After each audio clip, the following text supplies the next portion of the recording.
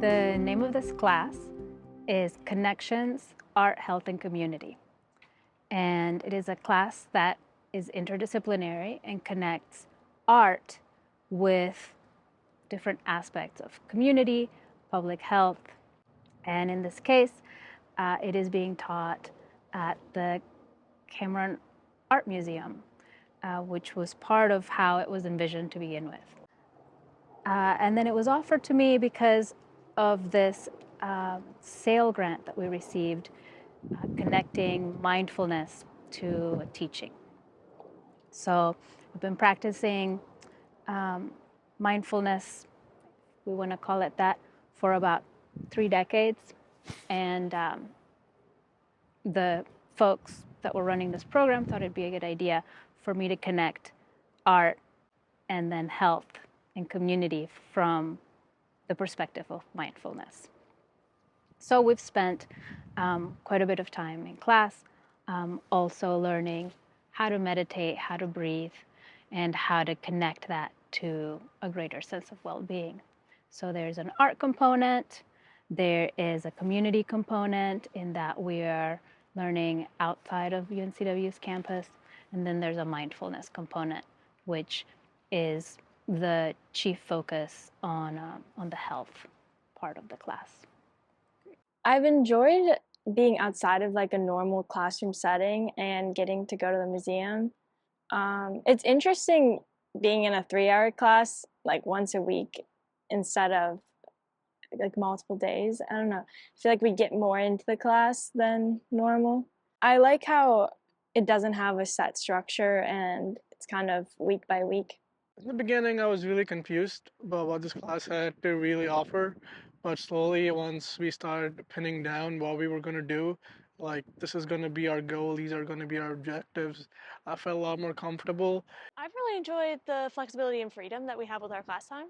Like, I really enjoy how we have the guest speakers, but we also have some choice in what we do after they're done speaking, and I really enjoy that aspect of it. Something that makes Honors 213 unique was that for a majority of the class meetings, we met at the Cameron Art Museum and had our instructional time in the museum's conference room and in the galleries. I guess the most exciting thing for me has been being in the museum and how welcoming the museum has been to us, how special of an opportunity it is to be able to not just teach at the museum, but also get so much input from everybody that works there. That behind-the-scenes tour that we did of the exhibition before it opened was an extraordinary moment for me as someone who spent a lot of time in museums. You don't get to do that very often, and I thought it was a real treat. I think that definitely seeing the ins and outs of everything, having the guest speakers come in and talk to us about the backgrounds of the museum, how things work, how they got here, it's a really, really wonderful insight, and it's really inspiring. And just being in the museum also makes me appreciate it so much more, because that's kind of what I want to do as a career. Is and a reason I really took this class is because I want to like try and like run an art museum or like run an art gallery one day. And yeah, I think it's a really beautiful piece of this class, and I definitely want other people to experience. I really hope this class continues.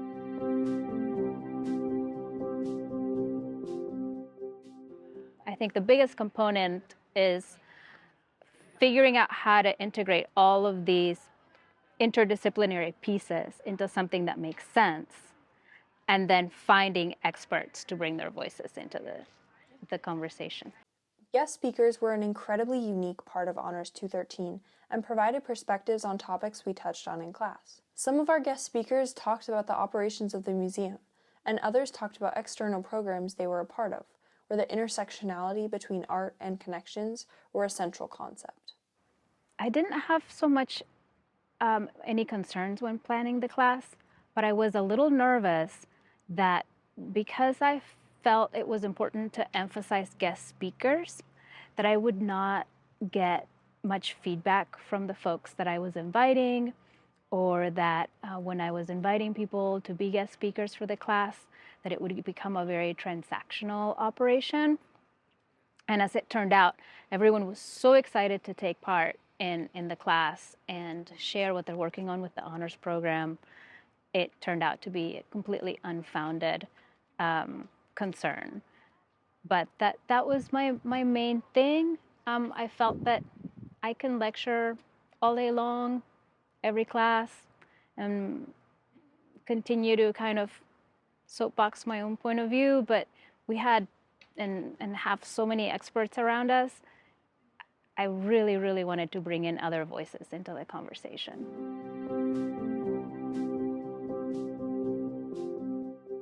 I get really excited when people start talking about projects that I can do because I'm a curious person. I love learning.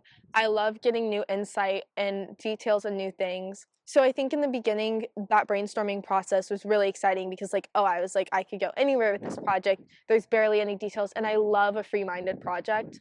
Because it really gets my creative juices turning. And I feel like it turned into something, a learning experience almost for me. So I've learned things from it, and I've definitely had some excitement with it. And now it's the digging around and researching part. The Capstone project is the central project within the course, where students take some of the themes they have learned about within art, health, and community and connect that learning to their personal areas of study. This project is incredibly open-ended. Students work on their capstone over the course of the semester and present their findings during the last few class meetings. So my capstone project is on hair. So it's hair and art and community. And so basically what I'm doing is I'm taking like a hairstyle and I'm connecting it to a lot of different cultures. The question is, have you ever pondered the origins of certain hairstyles and the cultural ethnic groups that first popularized them? This is kind of what I was thinking when I was first developing this project. It's intriguing to consider that these hairstyles were not merely discovered or invented by a single individual. In fact, pinpointing the exact origin of these specific hairstyles' rise to popularity is nearly impossible because of how ancient they are. What I originally did was we had to come up with like an overview of our project, and we like listed out things like the materials we'd need, what our project contains, like how it's kind of going to look.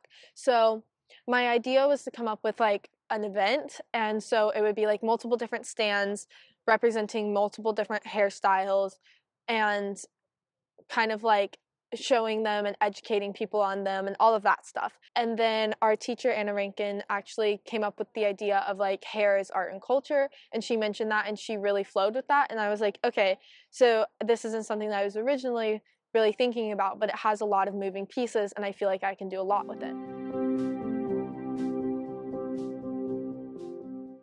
So my project is about the psychology of prosthetics.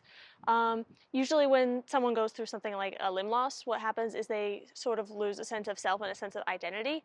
So when we look at prosthetics, we realize that a lot of them are very standard most of the time. And the options that they do have tend to often camouflage it as if it is a real limb and nothing has happened. And that almost indicates shame, like it's something to be hidden, you know? We tend to see that the people who use prosthetics that look more like different objects or are more highlighted as part of their identity actually display better results in their rehabilitation training. Patients who found their prosthetic aesthetically pleasing, those who liked the way their prosthetic appeared, they showed improvements in psychological well-being, mental health and coping strategies, device acceptance, and user compliance and therapy. Okay, now we're talking about prosthetic design. This is a little snippet into how it goes because it's a long process, but we're going to look at like some 3 steps. The first step is to cast. What you have to do is you have to look at the residual limb, and you have to either measure it, you can make a fiberglass cast, or you can 3D scan it if you're using 3D imaging software. For the past couple of weeks, I've been working on this Capstone project on the impacts and benefits of hip-hop dance as a form of exercise and expression, artistic expression. Before I really start talking about hip-hop dance, I want to give you all a brief idea of the hip-hop culture. I've started building up a paper and finding out scholarly articles that talk about dance and exercise and how they fit in, and also including the fact that also zoning down or like talking more about hip-hop dance and how it can fit into an exercise background. I'm an exercise science major, so in the beginning, like when we were deciding what the final project can look like or like what a final project is, We were also encouraged by a professor to do something that aligns with your, major or whatever your career aspirations you had. And there's not a lot of research about how dance can be a good form of exercise out there. So I've decided to work on a research project that talks about dance as an alternative form of cardio. Studies have shown it strengthens core muscles in the body and enhances posture, and especially in youth. It also promotes mindfulness because dancers must stay connected to the movement and music and be in the present. Like, we don't usually call it cardio, but like just doing it involves a lot of physical exertion, and that itself can be an exercise to an extent. And if you really set boundaries of like how you want to do the dance or like how long you want to do it for and what kind of intensity you're doing it in, I think that could be a good exercise too.